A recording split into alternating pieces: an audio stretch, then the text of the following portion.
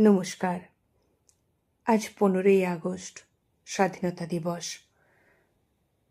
আজকের দিনে কবি স্বপন কুমার বিজলির লেখা কবিতা স্বাধীনতার দিন আবৃত্তি করছি।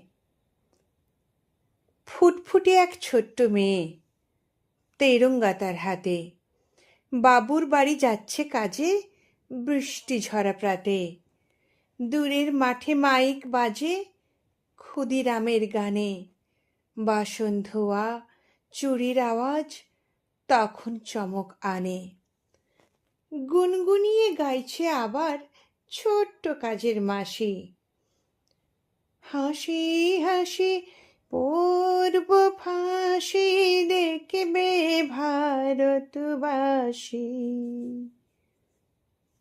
ময়না ছিল কদম গাছে, বলল, ওরে খুকি, আজকের দিনে তোকে দেখে আমি ভীষণ দুঃখী। নমস্কার।